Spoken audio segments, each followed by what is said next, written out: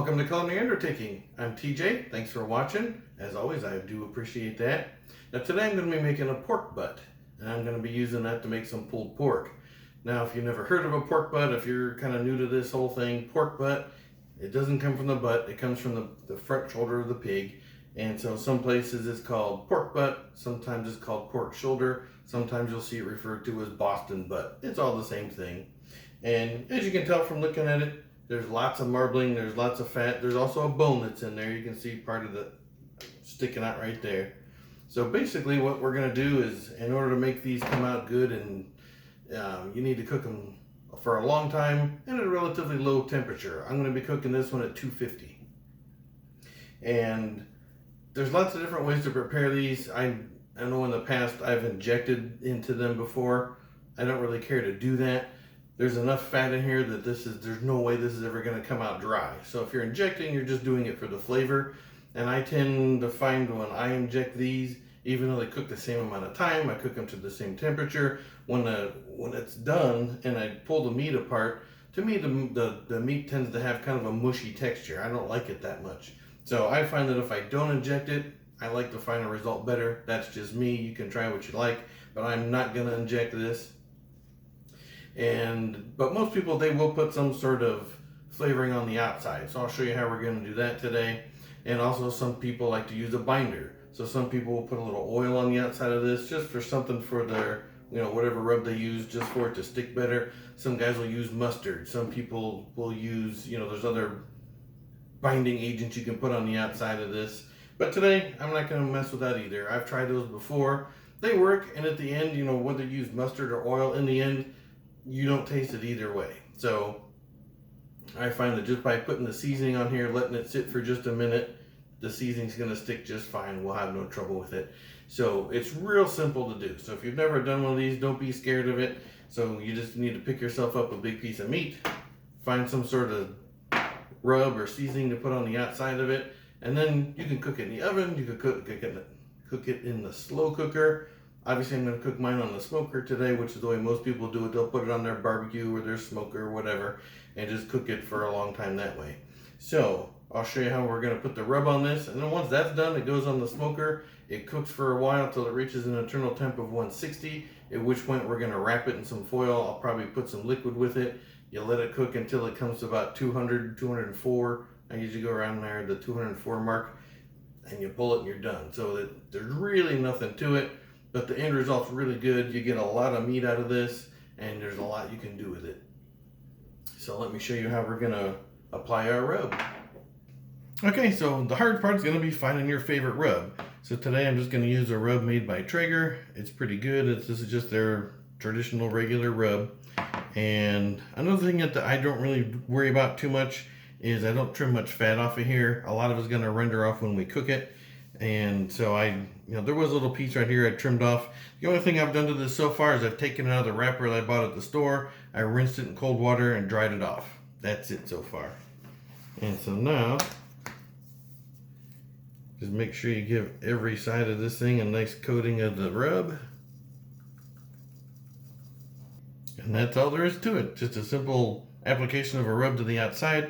I'm gonna leave it sit here just for a couple of minutes and let the rub kind of absorb, let the moisture of the meat pull the rub on there so it stays. That's called sweating, and that'll make sure the rub sticks on there. So by the time I wash my hands and get everything ready, we'll go out and we'll put this on the smoker. Let's see.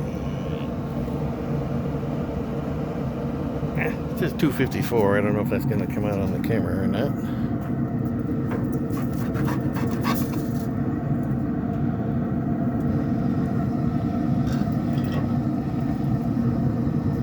That's it.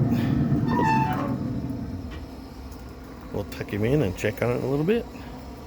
All right, so there we go. We just hit 160 internal temp on this thing, so I put it in my little pan here.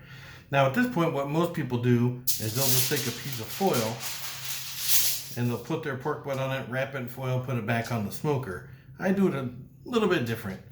I'm gonna add some liquid to it, and rather than just throwing some water in there, I will use, no name brands, I'll use some flavored sparkling water. Usually is what I'll use. You could use like a Sprite or Mountain Dew or something like that. But this time I'm using mango. It all just depends on what I have. Some sort of fruit flavored beverage usually works better for me. And you won't really taste this in there, but it makes me feel better.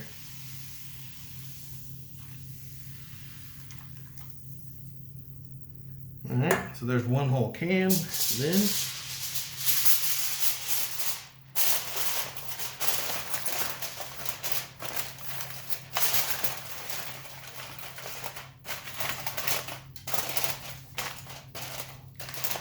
so we're going to tightly cover that with foil. Now we're not changing the setting on the smoker. It's still 250. It was 250 when I started. It'll stay at 250 till the end. And we're going to go with this until it hits about 204 internal. And now, done like this, rather than just wrapped in foil, this will allow some steam to get in there. That liquid will kind of steam up and kind of baste the whole thing. I kind of prefer doing it this way rather than just wrapping the whole thing in foil. That's just me though. So let me get this back on the smoker before it cools down too much and finish it up. Alright, so about 3 hours later, here we are. I temped it. It came out at 204. I pulled it. I let it sit with the foil on it for a few minutes. And now here we are. Now the big test. Does the bone come out in one piece? I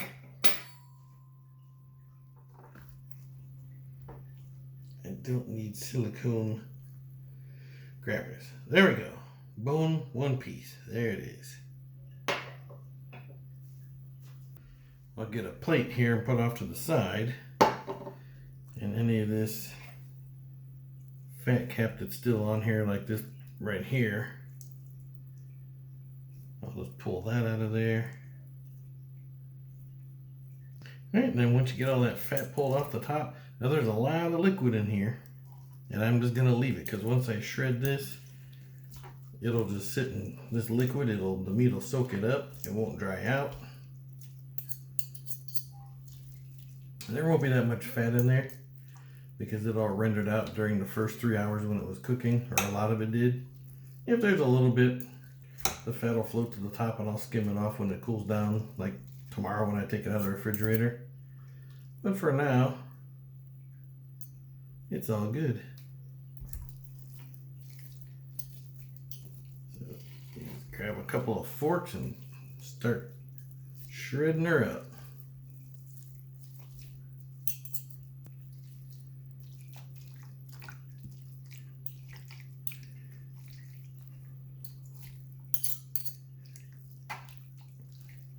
And there you go, that's it. A little bit of rub, a little time and some patience, and that's it. A couple of forks at the end, and you've got yourself some great pulled pork. You can eat this as is and put it on a sandwich, put it in a burrito or a taco. There's all kinds of ways you can eat this. Generally, I just kind of pull some out of here, slather it in some barbecue sauce, and go at it. I don't waste time with bread. That just slows you down. But anyway, have it however you like it. So hopefully this helped you. Now there's a million ways you can do this with the rubs and the injections and the sauces, and you saw the can of soda or the sparkling water I put in there. You could put all kinds of stuff. You could put a beer or whatever you want in there. So there's a million different ways you can mix up the different flavors, but essentially the process is the same. So once you know how to do it, it's easy. You can do it. So if you make it, let me know. It'll turn out great. And as always, thanks for watching. We'll see you on the next one.